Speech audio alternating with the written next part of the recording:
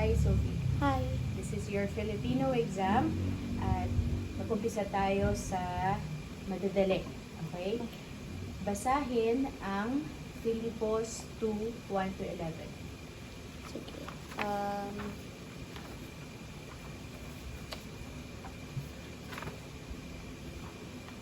Hmm.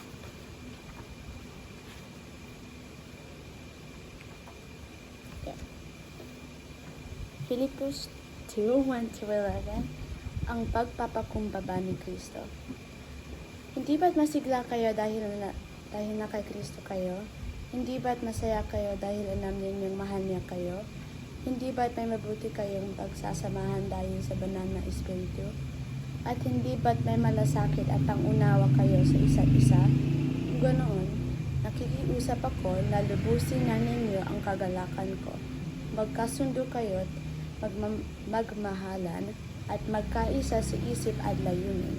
Huwag kayong gumawa ng anumang bagay dahil sa makasariling hangarin o sa paghahangad na maitaas ang sarili.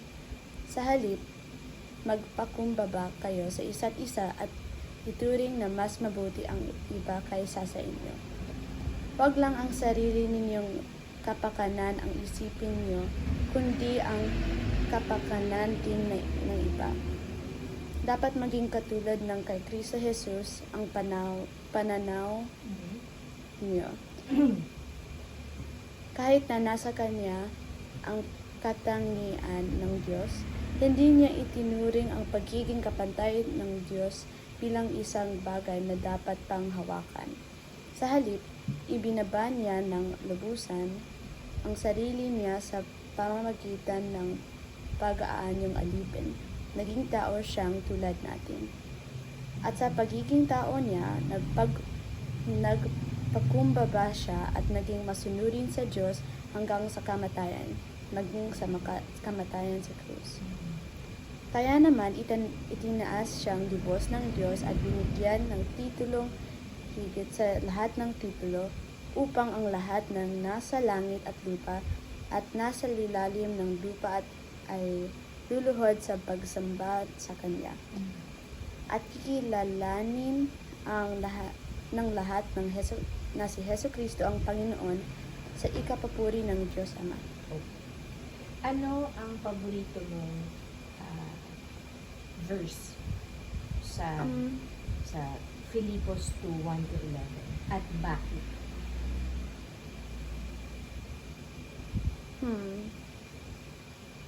Siguro yung una. Ano yung una? Pakibasa. Hindi ba't masigla kayo dahil na kay Kristo kayo? Hindi ba't masaya kayo dahil alam ninyong mahal niya kayo? Hindi ba't may mabuti kayong pagsasamahan dahil sa banal na Espiritu? At hindi ba't may malasakit at pangunawa kayo sa isa't isa? Bakit? Kasi, it makes me realize what I should feel because I belong to Christ at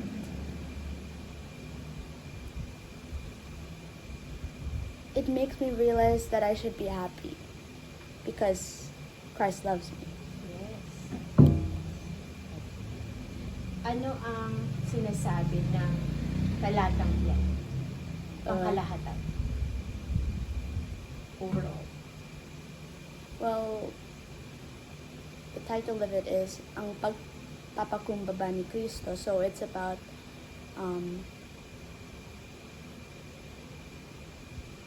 yung humility niya and how we should imitate it. Yes. Okay. Thank you. Sunod. Basahin o kantahin ang tulang bayan. Can I try like saying it like Okay? I was just gonna say it in my mind. Okay. At sino ang nagsulat ng tulang iyon? Jose Corazon de Jesus. Yes. Okay. Ang bayan ko ni Jose Corazon de Jesus. Bayan ko lang. Bayan ko? Really? O not ang bayan ko? Bayan ko. bayan ko din. Okay. Ang bayan kong Pilipinas. Okay, ang bayan kong Pilipinas. Patayo na kasi. Fine, okay, fine. Should I just sing it? Yeah. Ang bayan kong Pilipinas, lupain ng ginta't bulaklak. Pag-ibig na sa kanyang palad, nag-alay ng ganda at dilag, at sa kanyang yumi at ganda, dayuhan ay nahalina. Bayan ko, binihag ka, nasadlak sa dusa. Ibon mang may layang lumipad, kunungin mo at umiiyak.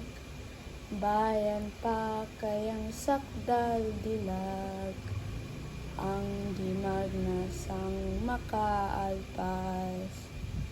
Pilipinas kong minumutya, pugad ng luha at dalita. Aking adhika, makita kang sakdalaya. That's the point. Very good. Thank you. Sunod na kakantahin mo ay isang Filipino folk song na ang pamagat ay Sitsiritsi. Oh, okay.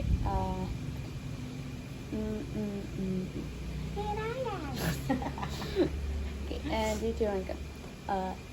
Sit-sirit-sit, alibang-bang, sa laghinto at sa lagubang. Ang babae sa lansangan, kung gumiri parang tandang.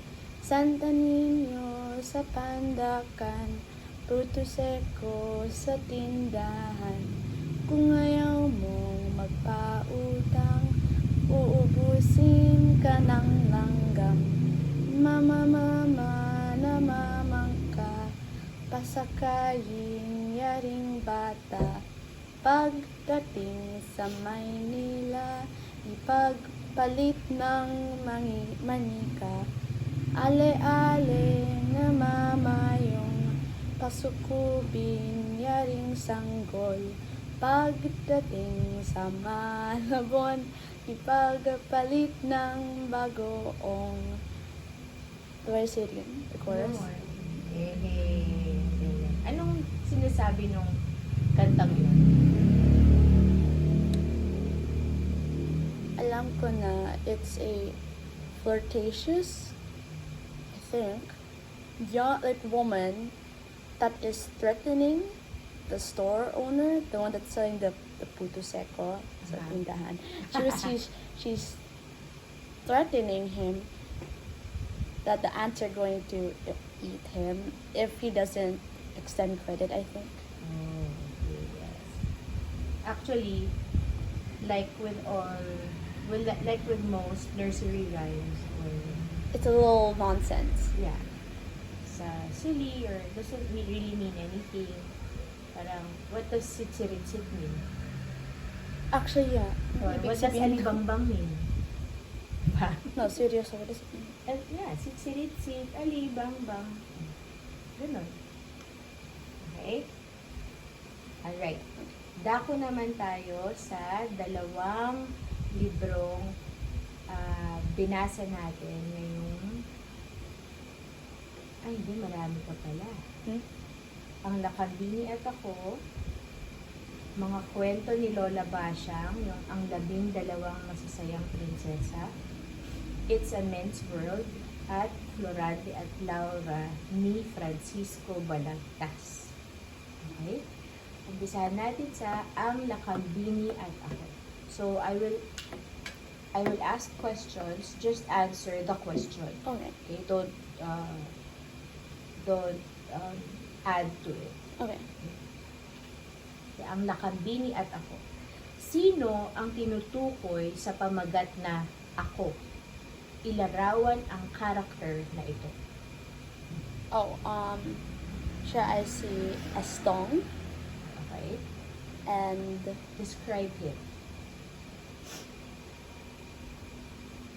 he is 16 years old, and he is in the Katipunan.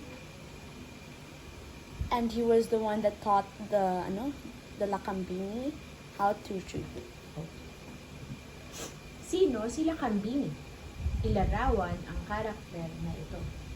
Si Lakambini ay yung asawa ni Andres Bonifacio, and he was known as the Supremo in the Katipunan. Ano ang totoong pangalan nila Kambini? Her nickname is Oriang, but her actual name is like Gregoria de Jesus. Yes. Kailan nangyari ang kwento? Sa panahon ng... Anong panahon nangyari ang kwento? Like, give us the backdrop of the story. When did it happen? During what time did it happen? When the Philippines was still under Spain. That was when, so like, from like 1800s. Okay. Ano pa? Well, that was the backdrop,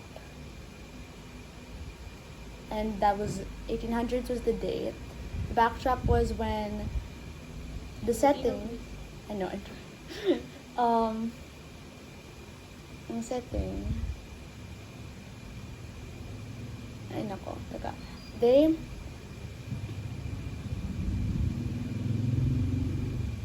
How do I explain this? They were under Spain, and they were trying to fight back. Anong organisasyon? Katip Yun. The Katipunan was the organization that wanted to fight back against Spain, Mhm. but it was a little independent. Okay. Ano ibig sabihin ng Katipunan? Like KKK. Mhm. Okay. Ang taasan ng kagalakan, kagalang-galangan ng katipunan ng mga anak ng bayan. Okay. Okay. Thank you. Next.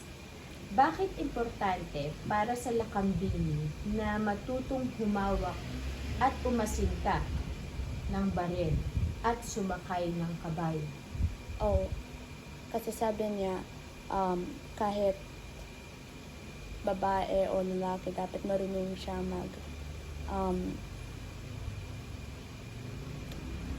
fight against the Spaniards, because they're Filipinos. Kasi Filipinos sila. So they have, it's their job to fight for the freedom of their country. And that's why she wanted to learn how. Especially when it came in need. Yes.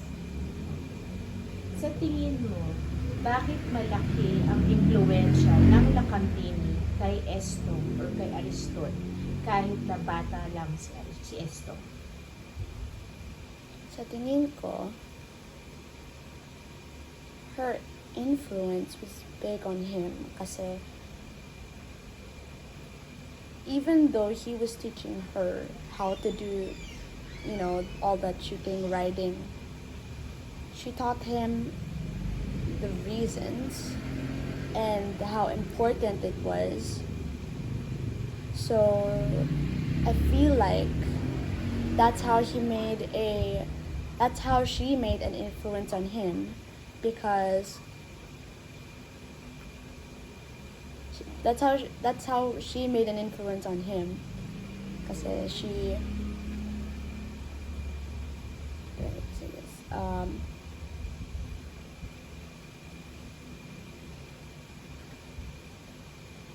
Taka. I was saying something. I lost my train of thought. She made an influence on him because although he taught her the things, she taught him the reasons and the importance of it, and that made an effect on him. Okay.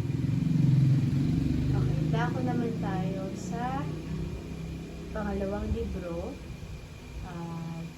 mga kwento ni Lola Basyang, ang 12 masasayang prinsesa, ni Severino Reyes. Okay? Ano ang hiling ng 12 prinsesa sa kanilang amang hari? Bakit mahirap ipatupad ang kanilang hiling? Ipatupad? Ang ibig To grant sabihin their niya. wish. Oh, Ano muna yung wish nila? gusto nila maging, married.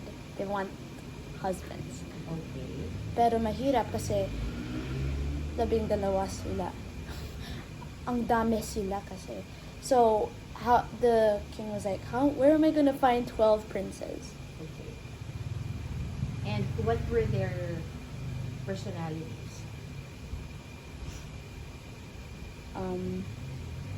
What's that word? What's that word? Wait. They were married princesses, as like masasayang, but they were also, what's that word? Can't put my finger on In it. Filipino? Or English? Both. Taka. Pilya. Pilia? Yeah. That wasn't the word I was thinking of, but like, yeah, okay, yeah. Okay, sige. They were like that. And mischievous. Yes, mischievous. Actually, Pilya is mischievous. Okay, cheeky. Okay? Next. Bakit maputik ang sapatos ng mga prinsesa kinaumagahan? Saan sila pumupunta sa gabi? That's what everyone is trying to figure out. So, kasi,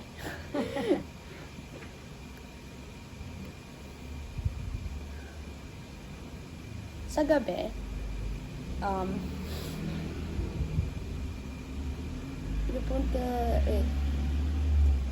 they went to this secret place at night and they dance a lot and have fun, but in secret.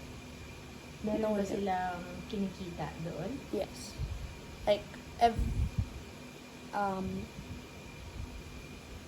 every single princessa had their own sweetheart except the eldest. Oh, okay. Alright.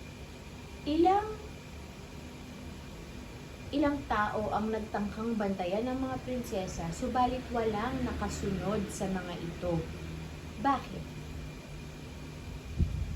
Why don't they like listen Why do to they fail all the time? Anong mangyayari? Why do they always fail to figure it out? Yes.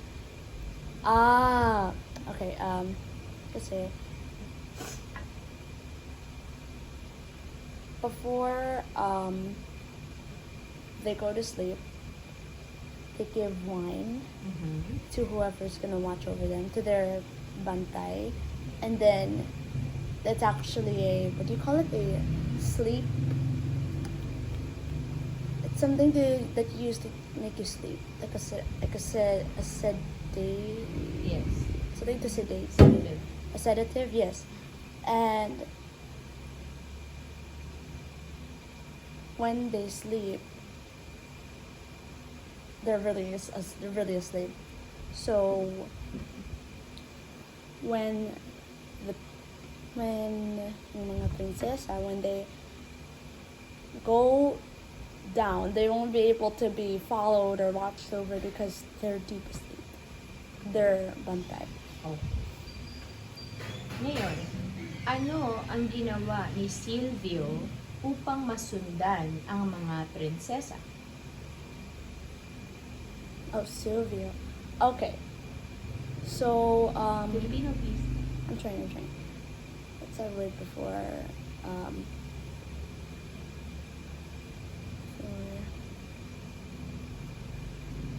before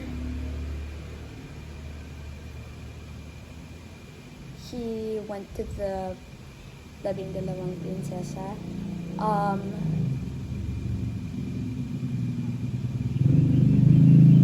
nakita niya ng isang lola and sabi niya kung gusto mo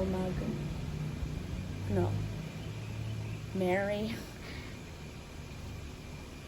yung mga prinsesa, just one of course. Sabi niya, have this pearl, Ano yan? have this pearl, Pearl. not pearl, seed, Yes. seed, not pearl, and my cloak. What? And her cloak, or it is cloak, kasi Okay.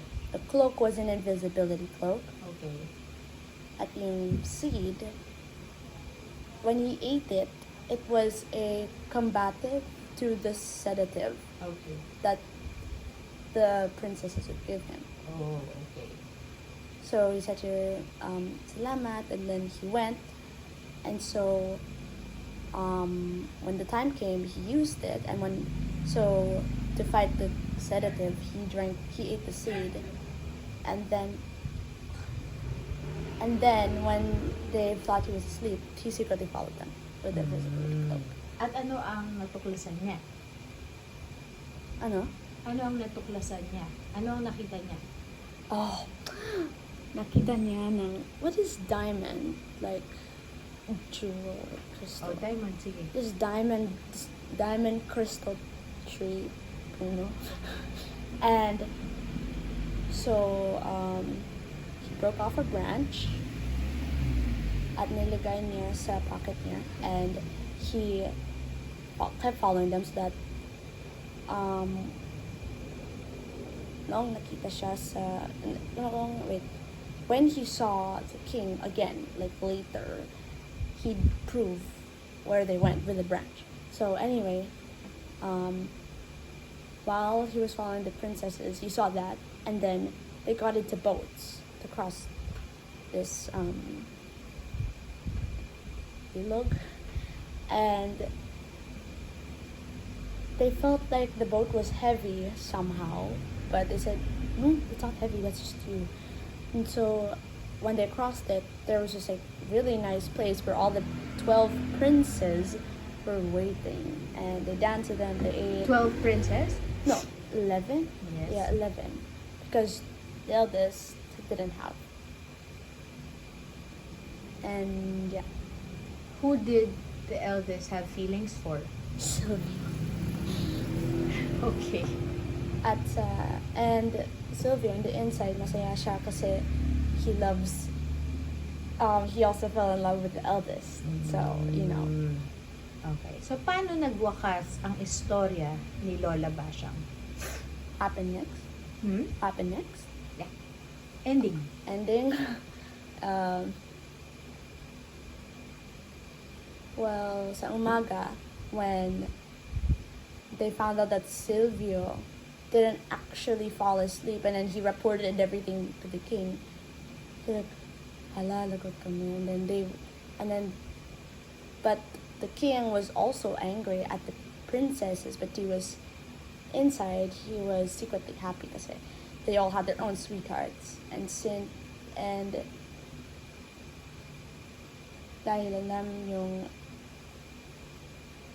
dahil walang sweetheart, yung eldest, Silvio went and married her. And they also fell in love with each other. So Okay. Alright. Napakagandang istorya. Okay. Sunod.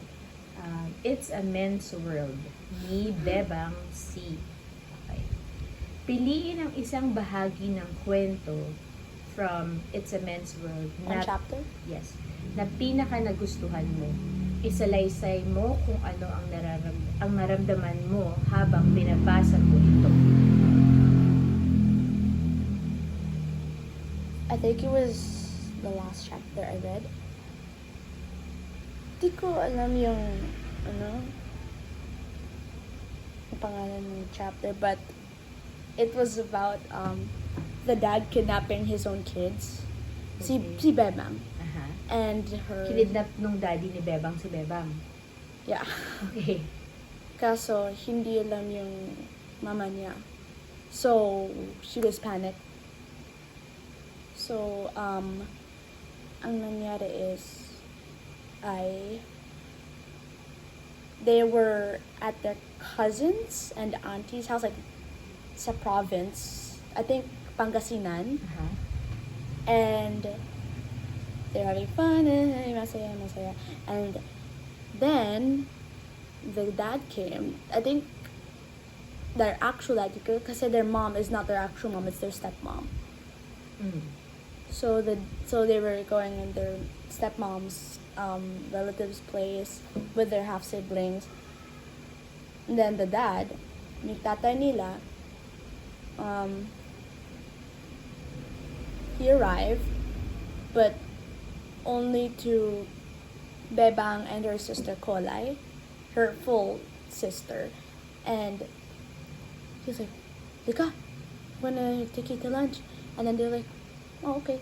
So, as he was taking them to lunch, they're like, hindi ba alam si nanay? And then he was like, so he just continued eating. They had lugaw. Oh, now I know the name. Ang lugaw, bao? I think that was... Lugaw, bao, ganun. Yeah, like that. Okay. I think. And then they were eating lugaw while the dad was smoking. And as they were eating, Bebang had this kind of feeling. As in, sabi niya, pero ang pangit yung lasa ng lugaw. And then she said, lasang tissue. Tissue. Okay. No, but then I was like, I laughed at that. And then until she said the last part, tissue, nababad ng luha ni mommy. I think she said something like that. Yeah. Yeah. Aww. So then I was like, where are my children? Mm. And then, and that was just how the chapter went, because her chapters are short. Okay. Maganda ba yung It's a Man's World? Funny. So funny. Bakit It's a Man's World? Hindi rin yun. No, like it's, bakit men's? I don't understand. Tico gets, like, men's, menstruation. Yes. But, I get the meaning, pero, bakit? Men's? Like, because when you get your mens, it becomes a men's world. It's a metaphor. So, baka parang sinasabi niya, it's a coming of age book. So, these are what's happening to a girl undergoing puberty and, getting her period and Ish. all sorts of things. Even those about family life. Yeah. Next, pakikuha Florante at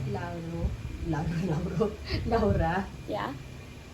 basahin ang unang bahagi ng Florante at Laura at isalaysay ang nangyari. Oh, okay. Let me get it.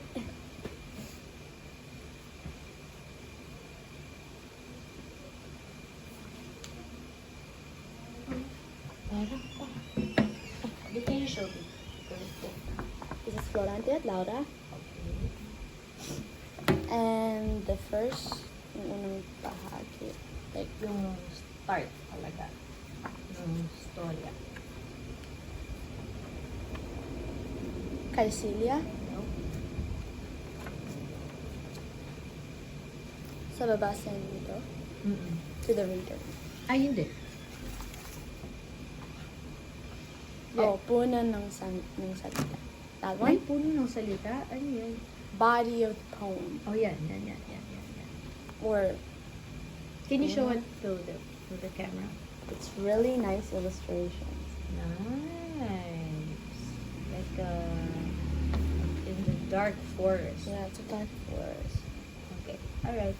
Pakibasa ang unang bahagi at sabihin kung anong Ang haba nito. hindi, yung first page lang. So Yan. just this. Yan. Okay. Sa isang madilim gubat na mapanglaw, dawag na matinik ay walang pagitan. Halos naghihirap ang kay Febong silang dumalaw sa loob ng lubhang asukal. Malalaking kahoy ang inihahandog, pawang dalamhati, kahapis at lungkot. Huni pa ng ibon ay nakalulunos, sa lalong matimpit, nagsasayang loob. Tanang mga baging na namimilipit sa sanga ng kahoy ay balot ng tinik. May bulo ang bungat, nagbibigay sakit. Sa kangino pamang sumakit malapit. Ang mga bulaklak ng nagtayong kahoy, pinaka pamuting nag-ungos sa dahon, pawang kulay pluksa at nakikiayon sa nakaliliyong masangang na amoy. Karamihay cypress at higarangkutad na ang lilim niyon ay nakasisindak. Ito'y walang bungat, dahon malalapad na nakadidilim sa loob ng gubat. Ang mga hayop pang ito'y gumagala. Karamihay siyerpet, basilisco madla. Hyena tigreng ganid na nagsisisila ng bahay ng tao at daiging kapwa. What This does is it deep Filipino. Yes. What do you think it means? What do you think it means? Ano, isalaysay kung ano yung sinasabi ng unang bahagi. Parang it's talking about the forest.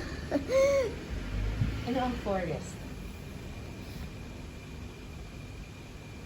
He was describing it so poetically but so deeply that some of the words di ko nakaintindihan. So, what to my best understanding, it was talking about some of the parts of the heart of the forest and thorns Yes.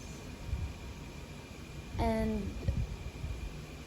features of it. I like some of them said like cypress, so that I could, and then I'm not sure if it meant tiger, but May No. tiger.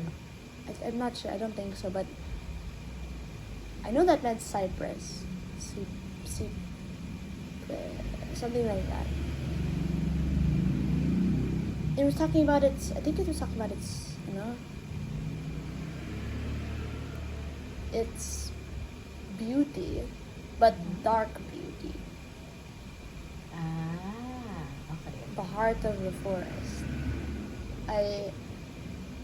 That's my understanding. Yeah, Okay. that's my understanding.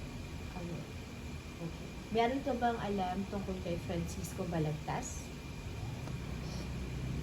Opo. Should I just keep it like this? He went in prison multiple times. Bakit? That's where he wrote this book. Ooh. Sa prison. He wrote this book in prison Wow. kasi Anong ginawa niya? he loved a girl. I think her name was Celia. Yeah, you know, Kai Celia.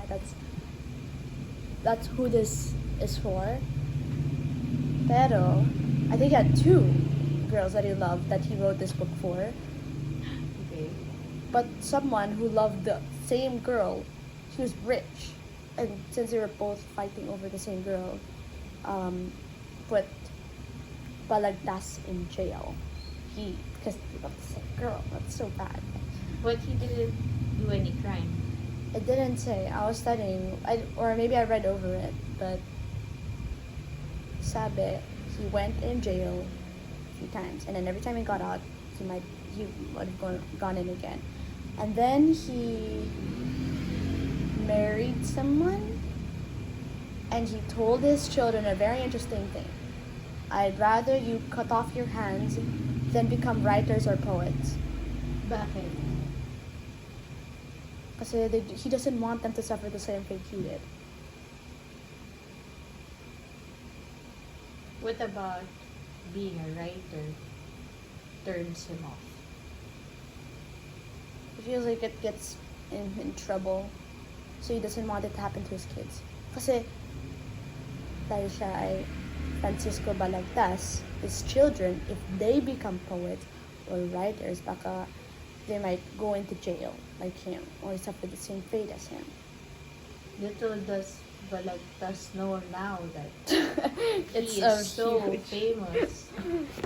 Right? Yeah. Yeah. Would you like to be a writer? I have many thoughts about it. Isn't it? Because I love books. Oh my gosh. I love articulating. I love those strong words. Like, if I find a word so interesting, I make it my word of the day. Alright. Okay. Maraming salamat, Sophie. Salamat!